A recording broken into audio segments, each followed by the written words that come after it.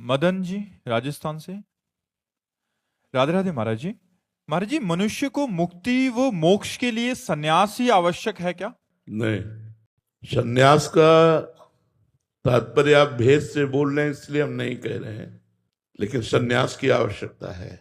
सन्यास का तात्पर्य केवल वेश से नहीं है। भगवान करें ये माने जो तू सर्वाणि कर्माणि मयि सन्यस्य, जो अपने सारे कर्म मेरे को अर्पण कर देता है। न्यास माने होता त्यागना। मैं अपने समस्त कर्म को, समस्त अभिमान को, जो तन का अभिमान, जो धन का अभिमान, पद प्रतिष्ठा का अभिमान, ये सब भगवान के चरणों में अर्पित करता हूं। मेरा ध्यान और मेरी उपासना करता है। कैसे? अनन्य योग के द्वारा, अनन्य भाव से मेरा आश्रय लेकर माम ध्यान उपासते। तो भगवान ने कहा कि तेसा महम समुद्धरता मृत्यु संसार सागर, इस मृत्यु संसार सागर से मैं उसका उद्धार करता हूं। तो एक होता है विरक्ति मार्ग और एक होता है जिसे निवृत्ति मार्ग कहते हैं, और कहता है गृहस्थी मार्ग जिसे प्रवृत्ति मार्ग कहते हैं। यदि प्रवृत्ति मार्ग में अपने सारे कर्म कृष्णार्पणम वस्तु किए जाएं और उठते बैठते चलते फिरते भगवान का मंगल में नाम लिया जाए, तो आप जहां हो वहीं से आपका मोक्ष कल्याण हो जाएगा। क्योंकि भगवान के नाम जप से विवेक जागृत होगा, शुद्ध ज्ञान जागृत होगा, और ज्ञान से इंद्रिय और मन का संयमन होगा, और इंद्रिय और मन जहां शांत हुए तो स्वरूप का बोध हो जाएगा और मोक्ष को प्राप्त हो जाएगा। अगर वो मोक्ष नहीं चाहता तो भगवत प्रेम हो जाएगा, और मोक्ष को भी तिरस्कृत कर देने वाला सुख है भगवत प्रेम।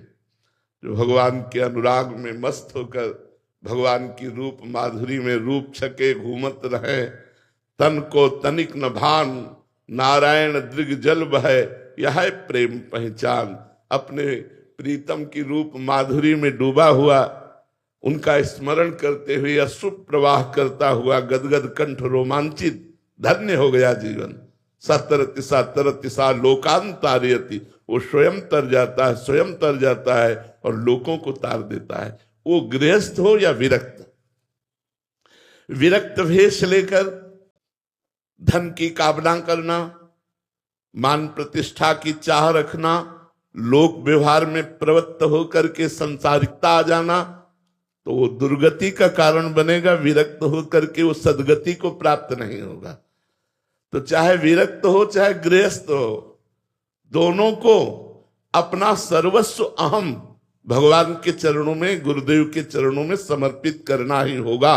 और कंचन कामिनी कीर्ति, इन तीनों से राग हटाना होगा, तभी वो भगवत प्राप्त होगा, चाहे गृहस्थ हो चाहे विरक्त हो।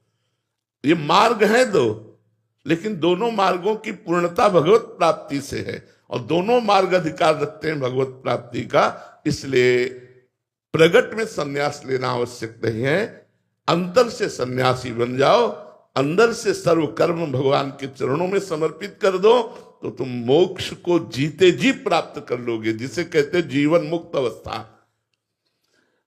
परमहंस श्री सुखदेव जी के गुरुदेव थे जनक जी महाराज। जनक जी के पास क्या नहीं था? राजा थे, पत्नी थी, पुत्र थे, पुत्री थी, पूरा वैभव था। यद्यपि वो सब भगवत लीला पात्र हैं, फिर भी हम आपको चक्रवर्ती सम्राट अम्बरीश जी के पास क्या नहीं था?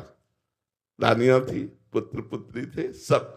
और दुर्वासा जी विरक्त महापुरुष, अम्बरीश जी की बराबरी नहीं कर पाए। विरक्त परमहंस श्री सुखदेव जी ने जनक जी को गुरु रूप से स्वीकार किया। तो यहां विरक्तता और गृहस्थता, इन दोनों में भगवान के प्रति प्रीति कितनी है, भगवान के प्रति समर्पण कितना है। जिसका समर्पण जोर होगा वही आगे निकल जाएगा, चाहे गृहस्थ चाहे विरक्त। बस समझ पा रहे हो?